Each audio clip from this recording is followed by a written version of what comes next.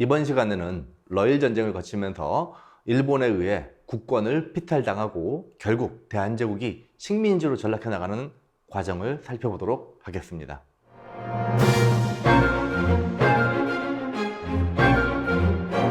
1896년 아간파천 이후에 조선과 만주를 둘러싼 일본과 러시아의 각축전이 보다 더 격화됩니다.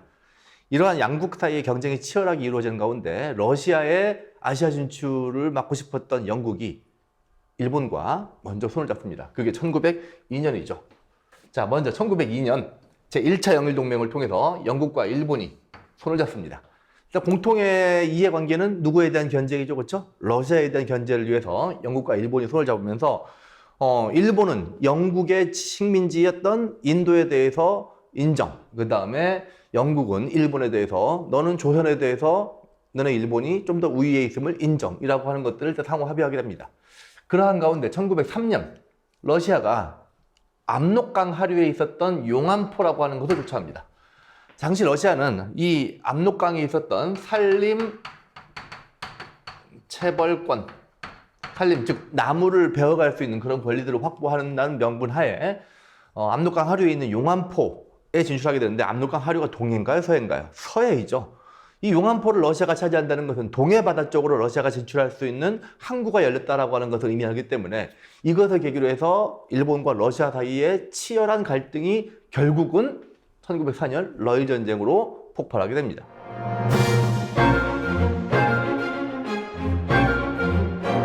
(1904년) 러일 전쟁이 시작되자 대한제국은 국의 중립을 선언하게 됩니다.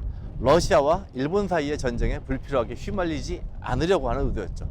하지만 일본은 대한제국에게 1904년 한일의정서 그리고 제1차 한일협약을 강요하게 되는데요. 이 한일의정서와 제1차 한일협약을 통해서 대한제국은 조선에 대한 본격적인 개입과 간섭을 하기 시작합니다. 대한제국이 발빠르게 중립을 선언합니다. 나 너희들의 싸움에 끌려들어가지 않을 거야 라고 하는 중립을 선언했지만 일본은 이것을 개무시하고 조선에게 한일의정서라고 하는 조약을 체결을 강요하게 됩니다. 이때 한일의정서를 통해서 일본은 조선이 여러 영토들 중에 일본이 필요하다고 판단되면 이 러일 전쟁 중에 필요한 군사전략상 필요한 지역을 얼마든지 일본 마음대로 사용할 수 있겠다 라고 하는 조항을 넣음으로써 일본 이 러일 전쟁에 대단히 유리한 입지 등을 확보하게 되었고요. 그 다음에 뒤에 가서 얘기할 건데, 이른바 이 동해바다에 있는 독도도 군사전략상 필요하다는 이유로 이때 일본이 독도를 마음대로 사용하기 시작했던 것이 오늘날 일본이 독도에 대한 영유권을 주장하는 대단히 중요한 근거가 되기도 합니다. 자, 러일 전쟁이 한창이던 1904년 8월에 이르게 되면 제1차 한일협약이 체결되는데요. 제1차 한일협약을 통해서 일본은 조선에 고문들을 파견합니다. 고문이 뭐라 그랬죠? 원래 사전적인 의미로는 조언을 해주는 사람, 하지만 내정 간섭을 하기 위해서 고문들을 파견하는데 재정고문과 외교고문이 각각 들어옵니다. 재정고문으로서 메가타가 들어와가지고 조선의 대한제국의 재정을 장악하기 위해서 화폐에 대한 대대적인 정리 사업, 일본식 화폐로 바꿔버리는 화폐 정리 사업을 본격적으로 단행하게 됩니다. 화폐 정리 사업의 자세한 내용은 추후에 경제적인 침탈에 대해서 이야기할 때 자세히 알아보도록 하겠고요. 그 다음에 외교 부분의 스티븐스, 미국 사람이죠. 미국 사람인 스티븐스를 외교 고문에 둠으로써 일본에 의한 대한제국 지배, 조선 지배를 정당화시키기 위한 여론전, 이 외교전을 펼치기 위해서 적극적으로 활용을 하게 됩니다. 이번에는 밑에 있는 본문의 내용을 통해 가지고 이게 어느 조약의 내용인지를 역으로 한 번씩 추적해 보도록 할게요. 자, 일단 제4조. 자, 이 내용에서 가장 주목할 만한 점 중에 한 가지는 뭐냐면 대일본 제국이 전략상 필요한 지점을 수시로 사용할 수 있다 라고 규정한 것은 언제? 한일의정서. 시기가 언제죠? 러일 전쟁 시작한 직후에 러일 전쟁에 필요한 여러 가지 군사기지를 마음대로 사용할 수 있겠다. 그래서 일본의 군사기지를 마음대로 사용할 수 있게끔 만든 것이 1904년 한일의정서였다는 거.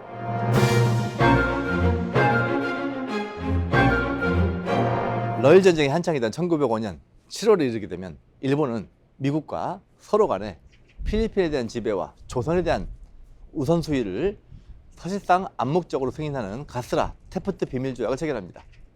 그리고 그 다음 달 1905년 8월 일본은 제2차 영일동맹을 통해서 일본과 영국이 서로 상호 간에 인도와 조선에 대한 식민 지배를 또 암묵적으로 인정하는 제2차 영일동맹을 체결하게 되죠. 그리고 마침내 러일 전쟁에 승리한 일본은 1905년 9월 포츠머스 강화 조약을 체결하게 됩니다. 이것은 러일 전쟁이 마침내 일본의 승리로 끝이 났다라고 하는 것을 이 러일 전쟁의 당사자 국가였던 러시아와 일본이 확인한 조약이었었는데요. 이를 통해 러시아는 조선 내에서 일본이 절대적인 우위에 있음을 확인시켜주게 됩니다. 여기서 첫째, 뭐가 등장하죠? 필리핀은 미국 같은 좋은 나라가 통치하는 게 좋을 것 같아요. 우리 일본은 필리핀에 대해서 욕심 없어요. 필리핀, 미국 니네 먹어요. 한편 미국은 일본이 대한제국 먹는 거 참 좋은 것 같아요. 그러면 일본 니네가 대한제국 먹어요.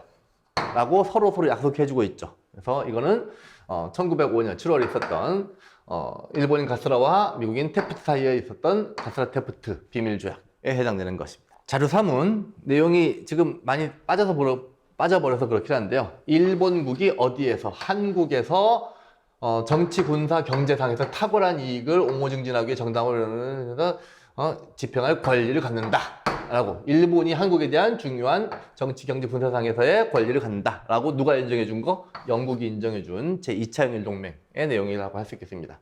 한편 자료 4, 러시아 제국정부, 러시아는 일본이 한국에서 정치, 군사상의 경제적인 사고는 이익을 인정하겠다. 즉 한국을 니네 일본이 먹어 라고 하는 것을 우리 러시아는 눈 감아 주겠어 라고 무슨 전쟁을 마무리해 지은 조약? 러일 전쟁에서 결국 누구의 승? 러시아와 일본 중에 러시아는 아웃하고 일본의 승리를 확정지어준 조약이 1905년 9월에 포츠머스 강화 조약이 되겠죠. 일본은 1905년 7월, 8월, 9월에 걸쳐서 각각 미국, 영국, 러시아로부터 조선에 대한 우위를 국제사회로부터 완전히 인정받고 그 다음 단계에 이제 조선을 본격적으로 식민지하기 위한 작업을 돌입하게 됩니다. 그리고 나서 그해 1905년 11월에 체결된 조약이 바로 을사늑약이죠.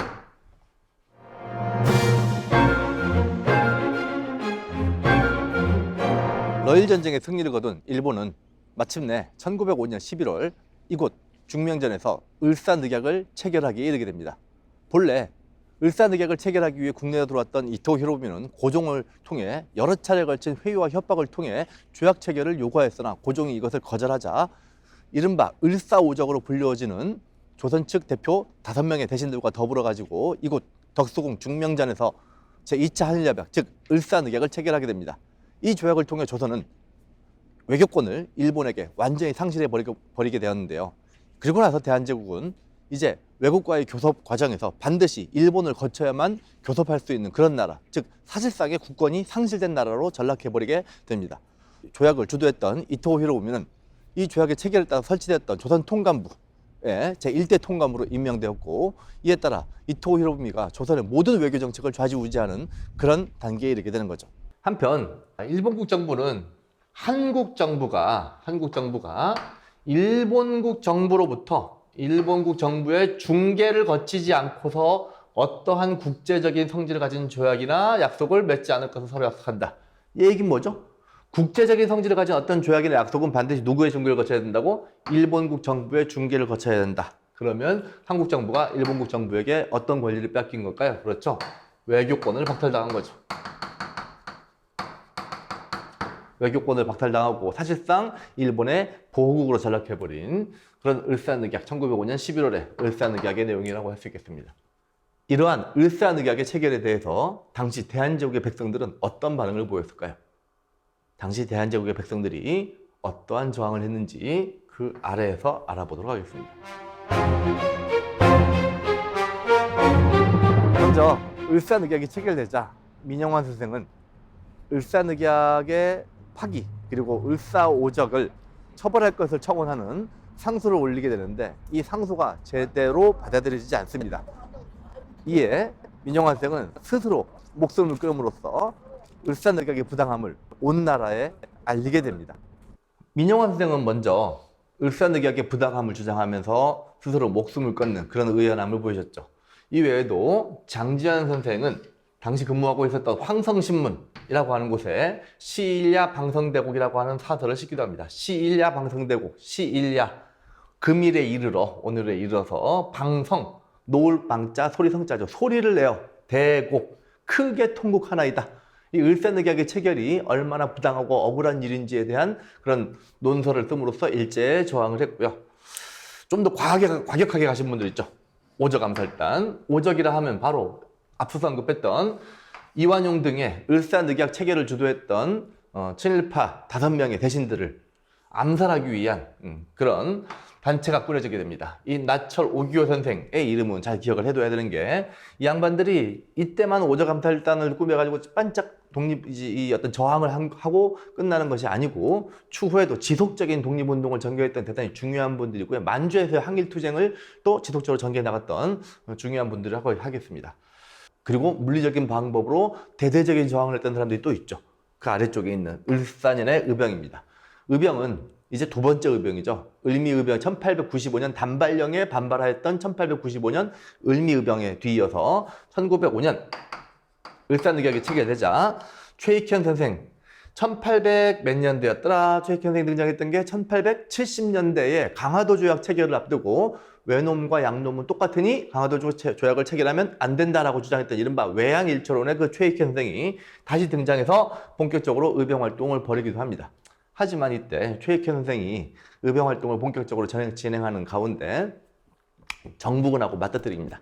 이 대한제국의 관군과 맞닥뜨리자 성리학자시죠. 최익현 선생은 나는 이 나라의 신하로서 임금의 군대와 맞서 싸울 수 없다라고 하면서 관군의 군대에 그냥 투항을 해버리게 됩니다. 근데 최익현 선생을 체포한 관군은 엉뚱하게도 최익현 선생을 일본군에 넘겨주었고요.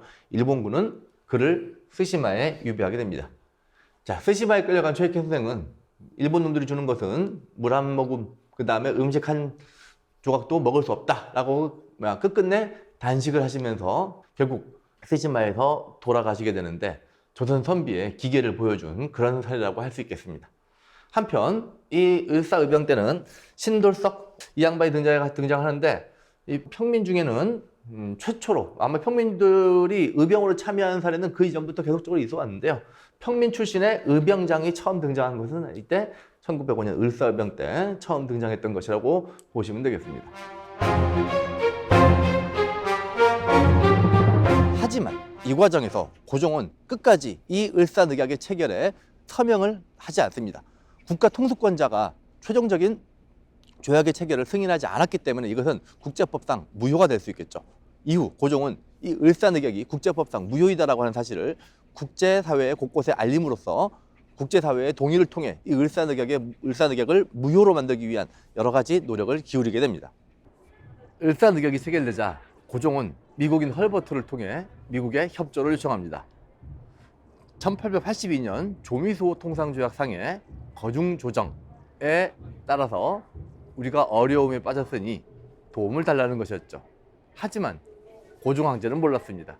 미국이 이미 1905년 가스라테프트 비밀조약을 통하여 일본의 조선의 지배를 사실상 묵인해버린 상태라는 것을 까맣게 몰랐던 거죠.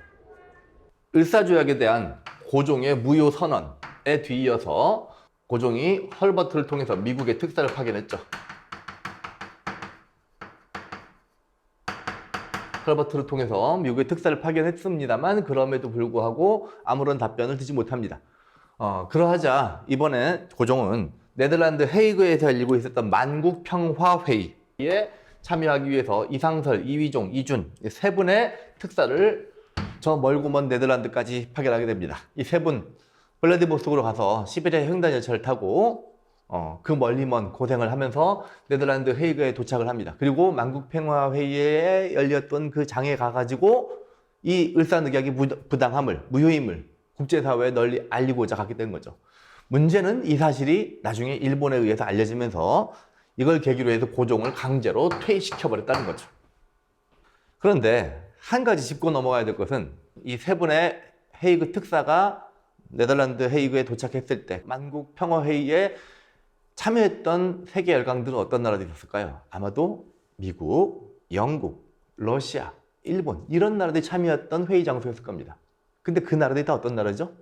이미 러일 전쟁을 통해서 우리 앞에서 배웠죠? 러일 전쟁을 통해서 가스라테프트 비밀조약, 영일동맹, 포츠머스 강화조약 등을 통해 가지고 조선에 대한 일본의 지배를 사실상 묵인해준 강대국들이 모여가지고 제국주의 국가들끼리 서로 파티를 여는 장소가 만국평화회의였죠. 아쉽게도 그 평화회의에 진짜 평화를 추구하고 있었던 회의였는지는 심히 의심스러운 그런 회의입니다.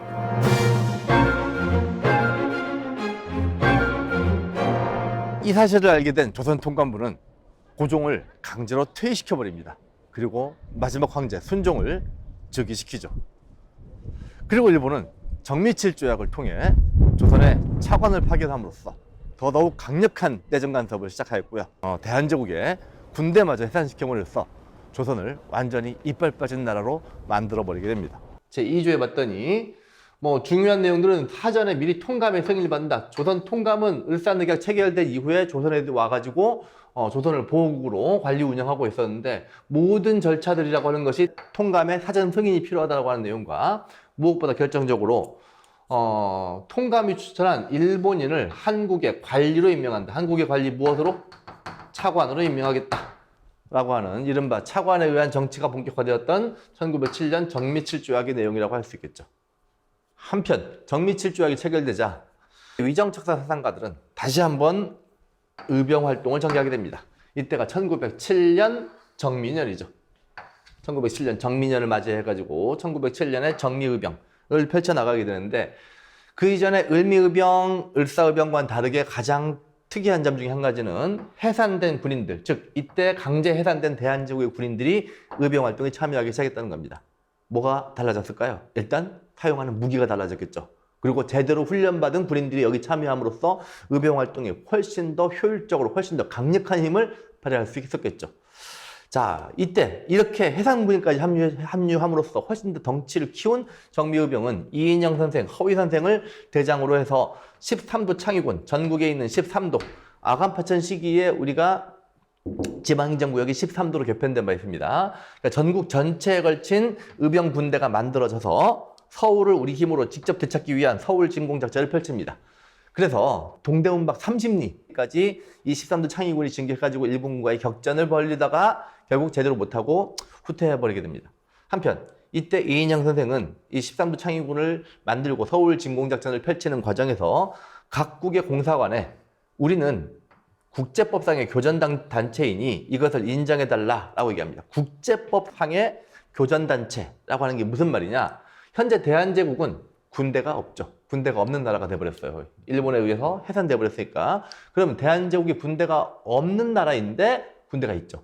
누가 대한제국의 군대인가요? 우리 정미의병이 대한제국의 군대이니 우리를 대한제국의 국제법상의 교전단체로 인정해달라라고 하는 것이고, 자, 이것은 곧 우리는 대한제국의 군대로서 일본 군대와 맞서 싸우겠다라고 하는 의미이겠죠. 그러면 우리 대한제국의 군대와 일본 군 사이에 벌어지는 전투이기 때문에 이건 단순한 전투가 아니고 무엇인가요?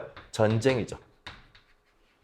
그래서 특히 1907년의 정미의병은 의병 전쟁의 수준으로까지 그 전쟁의 규모가 보다도 확대된 그런 의병이라고 할 수 있겠습니다.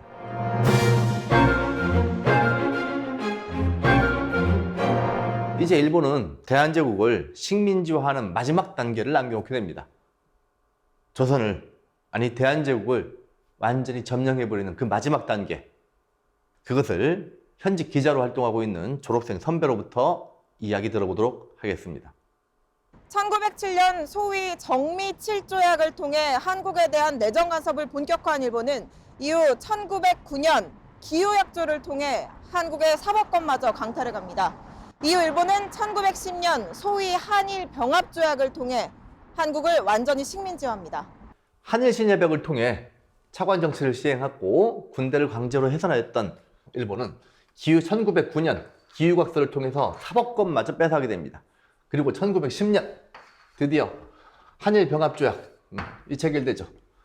한일 병합조약이라고 하는 단어에 이렇게 따옴표가 쳐져 있죠. 병합이라는 게 한자가 뜻이 뭘까요? 병자가 나란히 병자의 합은 합칠 합자. 그럼 한국과 일본이 나란히 합쳤다는 것은 일본이 대한제국을 먹었다가 아니라 대한제국과 일본이 1대1의 대등원 관계로 합쳐졌다라고 하는 용어이겠죠. 일본이 이 용어를 개발하느라고 엄청 머리를 쓰댑니다. 그렇다면 우리는 이 한일 간의 병합이라고 하는 내용을 그대로 인정할 수 있느냐? 그렇지 않겠죠. 그래서 우리는 보통 이것을 소위 한일 간의 병합조약 혹은 한일 따옴표 병합조약이라고 부르기도 하는 거죠. 어찌됐건 일본은 조선에 대한 지배를 자신들의 침략 행위 혹은 어떤 점령 행위라고 보지 않고 조선과 일본의 일대일의 대等관계 속에서 합병하였다라고 일단 그 물을 흐리고 있는 거죠.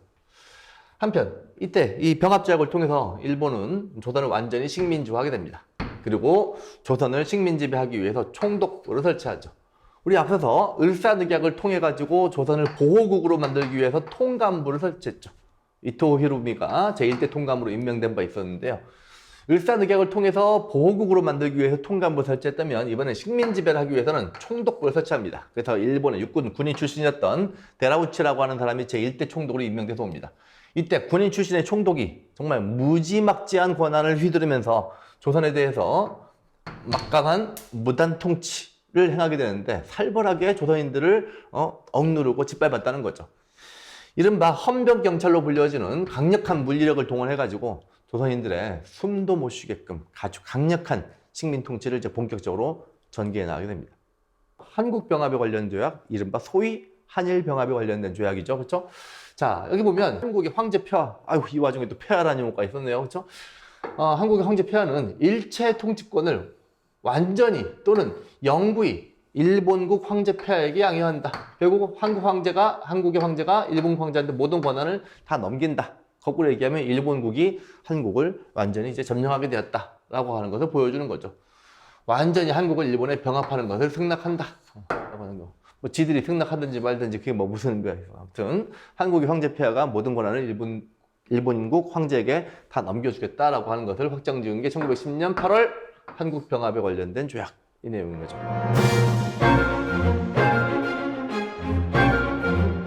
이번에는 을사늑약과 소위 한일병합조약을 통해 우리의 국권을 상실돼 나가는 과정에서 우리 민족은 어떻게 저항했는지 알아보도록 하겠습니다. 크게 첫 번째는 애국개몽운동, 두 번째는 의병운동, 이 두 가지 방향으로의 국권을 지키기 위한 국권 수호운동에 대해서 알아볼 텐데요. 일단 애국개몽운동의 정의부터 내리고 시작을 해볼 텐데요. 애국개몽운동이란 대개 시기가 언제냐? 바로 이 을사늑약의 체결을 전후로 해서 을사늑약을 전후로 목적이 뭐죠? 국권을 회복하기 위한 거예요. 상실돼 나가는 국권을 회복하기 위해서 을사늑약을 전후로 국권을 회복하기 위해 뭘 할 거냐? 그럼 방법은 뭐냐? 목표는 국권 회복. 방법은 뭐냐? 방법은 민족의 실력을 양성하기 위해서 노력하겠다라고 하는 운동이 애국개몽운동입니다. 자, 다시 정리하자면 애국개몽운동이란 1905년 을사늑약을 전후로 해서 우리의 국권을 잃어가고 있으니까 목표 국권 회복, 어떻게 방법상으로는 실력의 양성을 하기 위한 노력이 애국개몽운동이라고 할 수 있을 텐데요. 이때 실력을 양성한다라고 하는 것의 핵심은 우리가 기본적으로 무엇을 통해서 우리의 실력을 양성할 수 있느냐, 크게 두 가지 부분에 중점을 둡니다. 교육, 그 다음에 산업, 그리고 한 가지 더 있네요. 언론 등을 통해 가지고 우리 민족의 실력을 양성함으로써 국권을 되찾아올 수 있다라고 하는 건데, 여기서 한 가지 주목할 만한 점은 이 실력 양성을 통한 국권 회복 운동으로서의 애국개몽 운동이 왜 이렇게 실력 양성에 집중을 하느냐? 여기에는 한 가지 딜레마가 있습니다. 영국 사람 스펜서가 주장을 한 건데요. 뭐라고 주장하냐면 진화론을 주장합니다.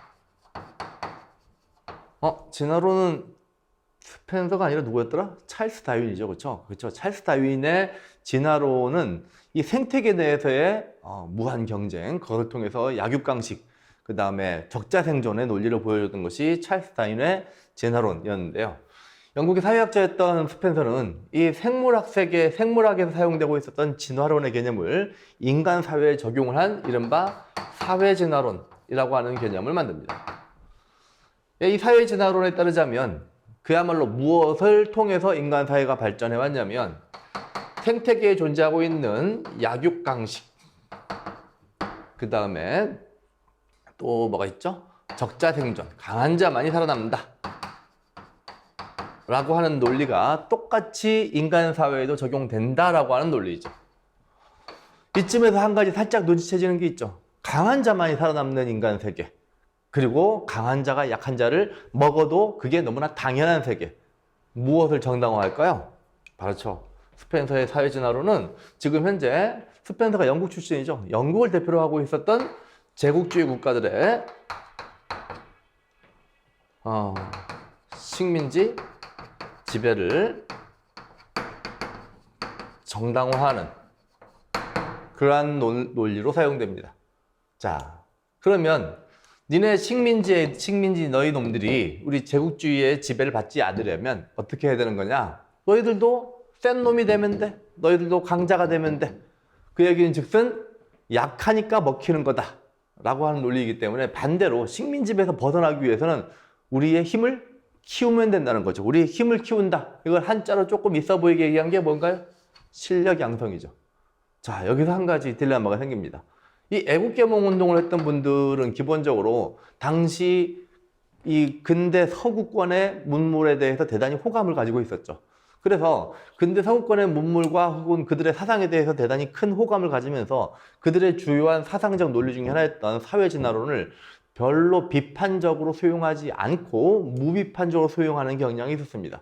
그래서 우리의 지금 일제로부터 우리가 지배당하는 것은 어쩌면 당연한 거다. 왜? 우리가 힘이 없으니까. 그럼 우리가 일제로부터 국권을 되찾기 위해서는 어떻게 해야 될 거냐? 우리의 힘을 늘리는 것, 즉 교육과 산업과 언론 활동을 통해서 우리의 실력을 양성하는 것이 일제로부터 우리의 국권을 회복하는 것이다라고 하는 논리를 펼치게 되는 거죠. 이게 약간 아이러니죠. 제국주의 국가의 침략 때문에 식민지로 전락하고 있는 식민지 민중들이 그것을 벗어나기 위한 방법으로 쓴 논리가 제국주의의 식민지배를 정당화했던 논리를 갖다가 차용했다는 것은 아이러니라고 하겠죠. 이거 관련된 얘기는 추후에 다시 또 진행하도록 하겠습니다. 자, 그렇다면 애국개몽 운동의 구체적인 사례들이 무엇이 있느냐를 살펴볼 텐데요. 가장 먼저 보안회가 있습니다. 1904년 보안회. 당시 일본이 우리에게 너희 황무지 쓸모없지 않니? 그 쓸모없는 황무지, 니네가 사실상 버려두고 있는 황무지를 자기들이 자기들이 개간하겠다고 요구해옵니다. 일본이.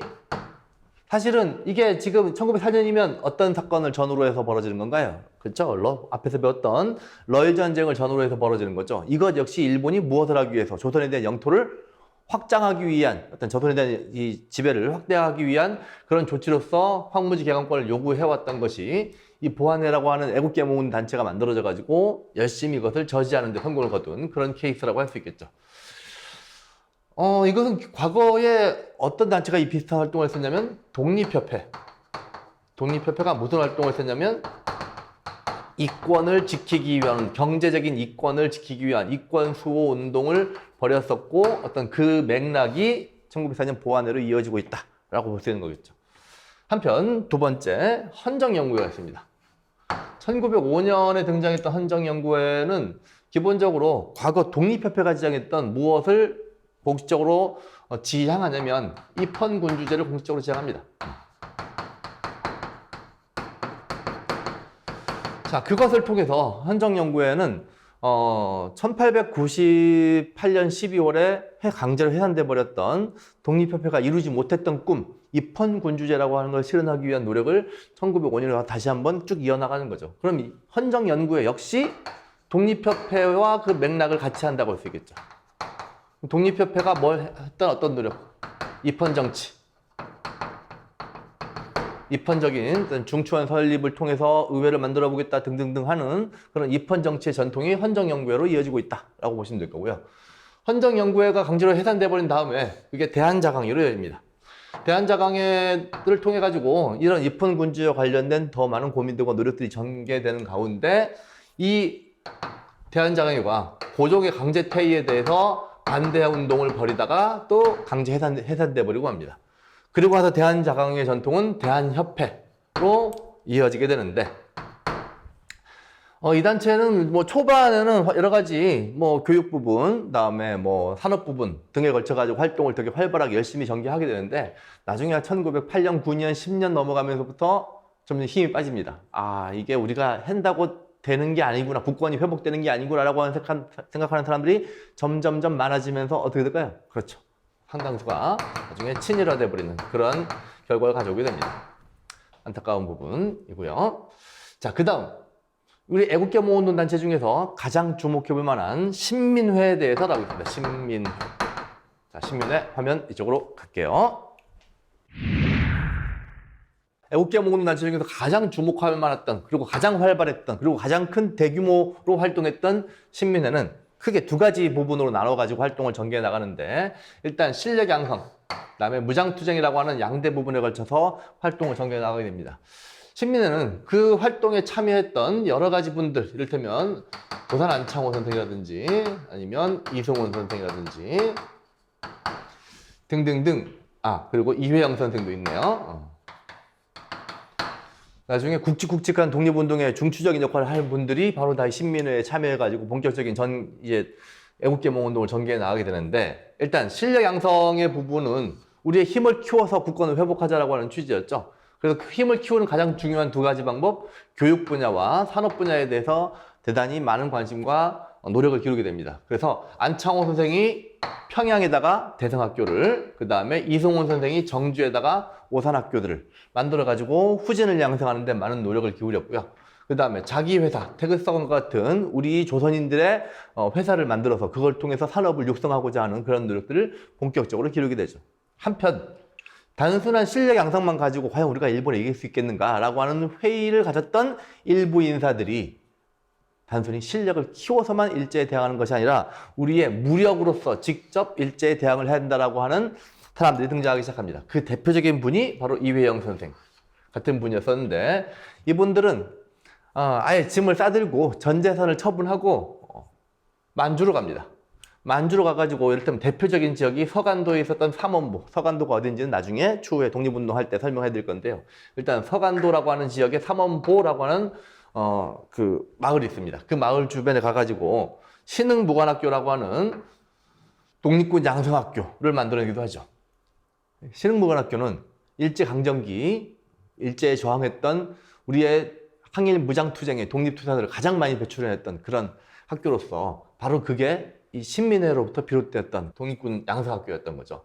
한편 이 신민회 활동은 결국 1910년 전후해가지고 백오인 사건이라고 하는 사건, 즉 1910년에 소위 한일병합적이 체결된 이후에 이 신민회가 조선 총독을 암살하려고 했다라고 하는 그런 사건을 조작해가지고 105명을 체포하는 사건이 벌어지는데, 이때 이 과정에서 조직의 중추 인물들이 대거 체포되고 실형을 받는 과정에서 강제로 해산돼 버리고 맙니다. 신민회 활동이 그만큼 또 중요한 이유는요, 실력 양성이면 실력 양성, 그 다음에 무장투쟁이면 무장투쟁, 각각의 부분별로 나중에 일제강점기 동안 우리의 민족의 실력을 양성하기 위한 운동으로, 그리고 우리의 항일 무장 투쟁으로 점점 그 영역을 확대해 나가고, 그 다음에 줄기차게 일제에 대한 저항을 놓지 않았던 그 수많은 독립투사들의 활동이라고 하는 것이 결국은 이 신민회에서 나타났던 두 가지 부분의 운동이 추후 식민지 시기에도 지속되었다는 점에서 큰 의미가 있다 하겠습니다.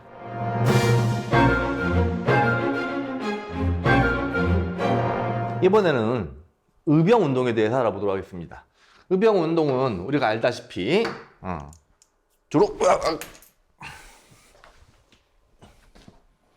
주로 위정척사 사상가들이 중심이 돼서 전개됐던 무력투쟁이었죠. 의병운동의 목표는 뭐였을까요? 국권의 회복이에요. 국권의 회복을 목표로 했다라고 하는 것은 애국계몽운동과 동일하죠. 그럼 국권 회복을 위해서 아까 애국계몽운동은 어떤 노력을 기울였죠? 그렇죠. 실력 양성운동을 전개했죠. 이번에 의병운동은 국권 회복을 위해서 뭘 하느냐? 무력투쟁을 하는 거죠.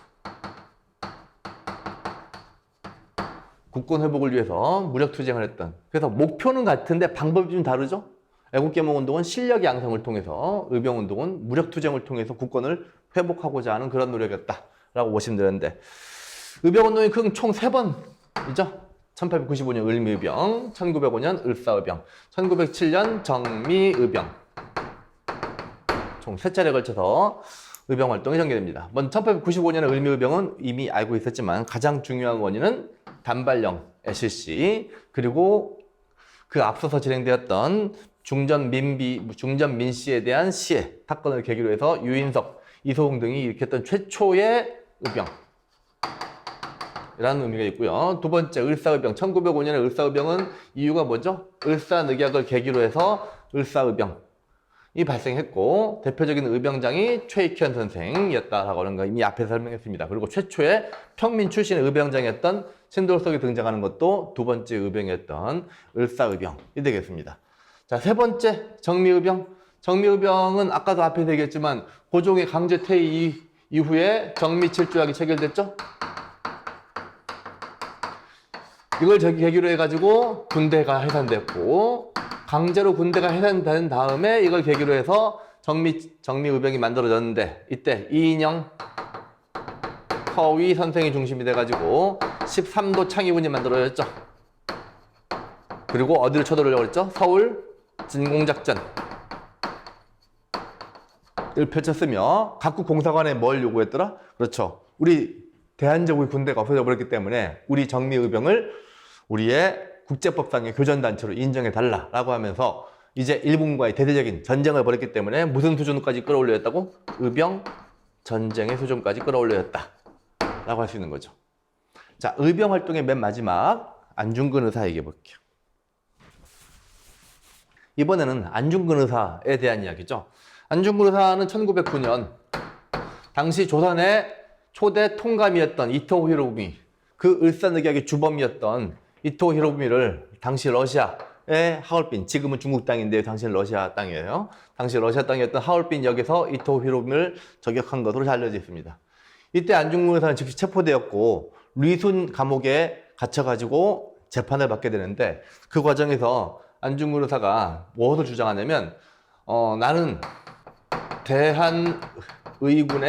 대한의군이라고 하는 의병 부대의 참모 중장이다. 따라서 나 안중근은 내 개인적인 원한으로 이토 히로부미를 살해한 살인범이 아니고 대한중장의 참모 중장인 군인의 한 사람으로서 적국의 수장인 이토 히로부미를 사망에 이르게 한 것, 즉 전쟁 중에 벌인 행위이기 때문에 나를 전쟁포로로 인정해달라.